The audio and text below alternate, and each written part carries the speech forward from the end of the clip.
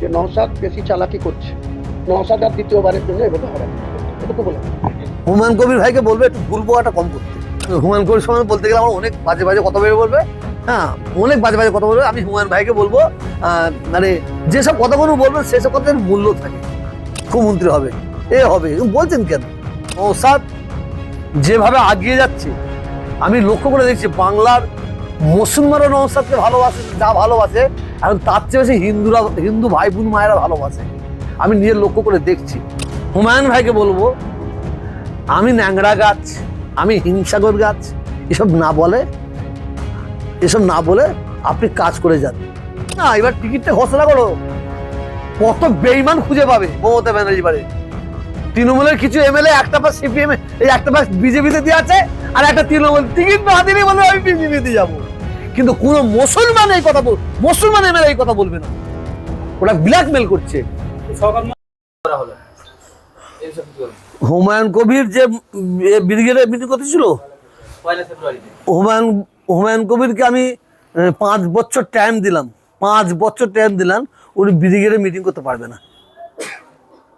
আরো একটা কথা বলুন, স্বাবলম্বী হোক, আগে স্বাবলম্বী হোক হুমায়ুন কবির। এখন স্বাবলম্বী হয় না, এখন তো হুমায়ুন কবির জিরো। হুমায়ুন কবির এখন জিরো, সম্ভব নয়। আমি 1 বছর নয় 5 বছর টাইম দিচ্ছি, আর যদি করে ধন্যবাদ জানাবো। তো নওশাদ করতে পারে, কেন? স্বাবলম্বী হয়েছে। সবার একটা নিয়ম আছে, কানুন আছে। কেন দেবে? কিসের জন্য দেবে? কারণ আছে। আমি হুমায়ুন কবির দুশ্মনী করছিলাম, বাস্তবটা বলছি। হুমায়ুন ভাঙড়ে নওশাদকে হারাতে বলেছে। কে?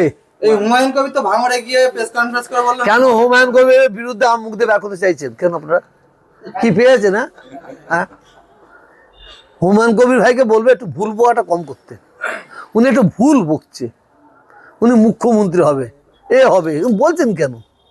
এটা আমি তহসিল দিকে কি হবে না হবো হওয়ার পরে দেখাবো, হওয়ার আগে দেখাবো কেন?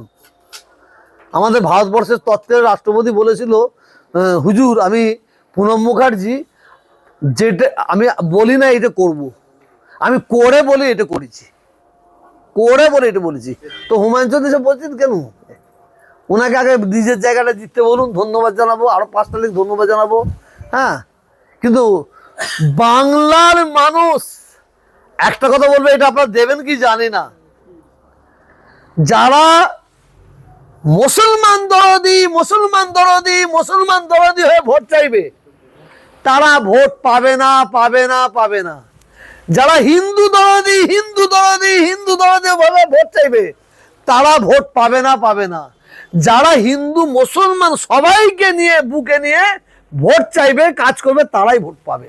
হুমায়ুন কবির বলছে যে উনি বলছেন আমি মুসলমানের হয়ে লড়ছি, কিন্তু উনি বলছে আমি 100 জায়গায় সিট দেবো, সেখানে যদি তৃণমূল আমাকে সমর্থন করে তৃণমূলই যাবো, কিন্তু বিজেপিও 100 আমি একটা কথা বলি, আমি সরি, হুমায়ুন কবির সময় বলতে গেলে আমার অনেক বাজে বাজে কথা বের বলবে, হ্যাঁ অনেক বাজে বাজে কথা বলবে। আমি হুমায়ুন ভাইকে বলবো মানে যেসব কথাগুলো বলবেন সেসব কথার মূল্য থাকে।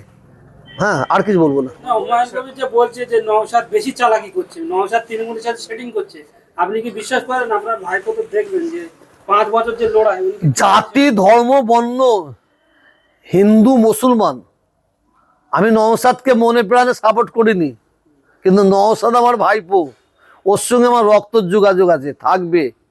নওশাদ মরে গেলে আমি যাবা, আমি মরে গেলে নওশাদ আসবে। কিন্তু নওশাদের সঙ্গে আমার দূরত্ব, পীরের বাড়ির আওলাদ রাজনীতি করছে, এটা আমরা পছন্দ করিনি, সেই হিসাবে দূরত্ব। কিন্তু নওশাদ যেভাবে আগিয়ে যাচ্ছে আমি লক্ষ্য করে দেখছি, বাংলার মুসলমানরা নওশাদকে ভালোবাসে, যা ভালোবাসে এখন তার চেয়ে বেশি হিন্দু ভাই বোন মায়েরা ভালোবাসে। আমি নিজের লক্ষ্য করে দেখছি। ভাঙড়ে নওশাদকে আবার কালো পতাকা দেখা থেকে জানেন, ওই শওকত কমবক্তার ইন্ধনে ক্যানিংয়ে দেখেছেন? যারা যেসব মেয়েরা নওশাদকে কালো পতাকা দেখা যায়, সেই নওশাদকে দেখেই তারা ফ্যান হয়ে গেছে। কারণ মুজাদ্দেদের জামান দাদা হুজুর আওলাদ হিসাবে কথা বলেন না। আমি যেটা বলতে চাইছি, গাছ তোর নাম কি, ফলই আমার পরিচয়। হুমায়ুন ভাইকে বলবো আমি ন্যাংরা গাছ, আমি হিংসাগর গাছ, এসব না বলে এসব না বলে আপনি কাজ করে যান, আপনার কাজই আপনার পরিচয় হবে। আপনার ভাইপো কি বর্তমানে মুখ্যমন্ত্রীর পদে আপনি দেখতে চান? বাংলার মানুষ দেখতে চাইলে আমি দেখবো।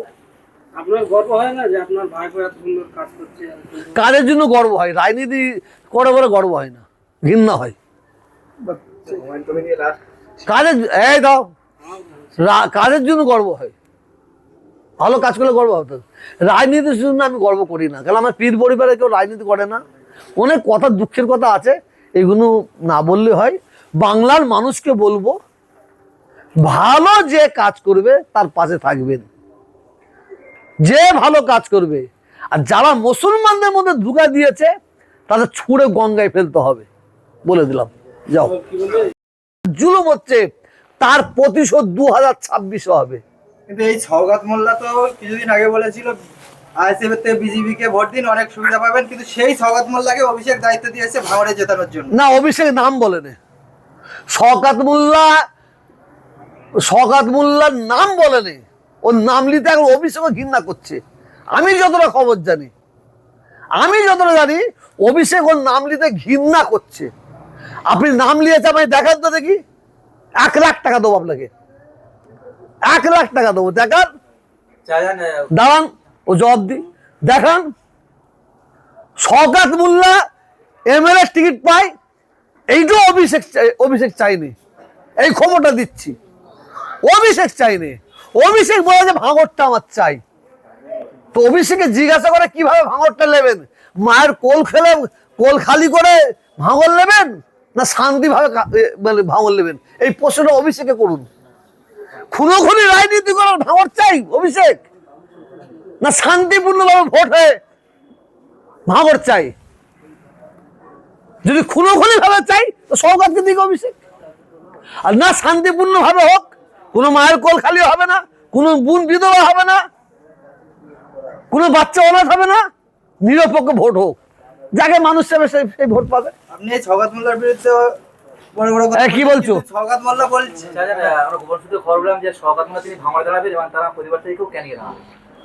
সেইটা পার্টির ব্যাপার, শওকত মোল্লা দাঁড়াবে কি তার ভাঙাতে, সেটা পার্টির ব্যাপার। পার্টি পশ্চিমবাংলায় কাকে দেবে না দেবে সেটা মমতা ব্যানার্জি ঠিক করবে, কিন্তু আর আমরা ঠিক করব। 2 নম্বর মালকে দিলে আমরা ঠিক করে দেবো, আর 1 নম্বর মালকে দিলে আমরা ঠিক করব, আমরা ঠিক করে দেবো। ও কে কাকে দেবে মানে নেই, কত বলছেন না, আমরা ঠিক করবো। এই যে আপনি অভিযোগ করছেন যে কবর খুলে রাখতে হবে, লাশ পড়বে, আপনার সাথে তো তৃণমূলের আমরা জানি খুব ভালো সম্পর্ক, মুখ্যমন্ত্রী বলুন আর ফিরহাদ হাকিম বলুন। আপনি কি লিখিত জমা দেবেন না পার্সোনাল সাক্ষাৎ করে বলবেন না? আমার খবর সব জানে, লিখিত দেবো কি পার্সোনাল বলে সেটা আপনাকে বলবো কেন? আমি যে বক্তব্য আপনাদের দিচ্ছি সেই বক্তব্য ওদের কানে পৌঁছাচ্ছে। আমার সঙ্গে তৃণমূলের সম্পর্ক খারাপ কে বলেছে আপনাকে? ভালো সম্পর্ক এখনো আছে, কংগ্রেসের সম্পর্ক ভালো আছে, সিপিএম এর সম্পর্ক ভালো আছে। যারা চোর তারা আমাকে দেখে ভয় পালাবে, যারা 2 নম্বর মাল তারা আমার এই বক্তব্যগুলো শুনে তারা সন্তুষ্ট হবে না। যারা 2 নম্বর মাল, তৃণমূলের যারা 2 নম্বর আছে তারা আমার এই বক্তব্য শুনে খুশি হবে না, কারণ তাদের ন্যাজে পা দিচ্ছি, তাদের পেটে পা দিচ্ছি। মমতা ব্যানার্জিকে ব্ল্যাকমেল করবে, আপনি দেখেন না। এবার টিকিটটা ঘোষণা করো, কত বেইমান খুঁজে পাবে মমতা ব্যানার্জি বারে। তৃণমূলের কিছু এমএলএ একটা পাশ সিপিএম, এই একটা পাশ বিজেপিতে দিয়ে আছে, আর একটা তৃণমূল টিকিট না দিলে বলে আমি বিজেপিতে যাবো। কিন্তু কোন মুসলমান এমএলএ এই কথা বলবে না, ওরা ব্ল্যাকমেল করছে।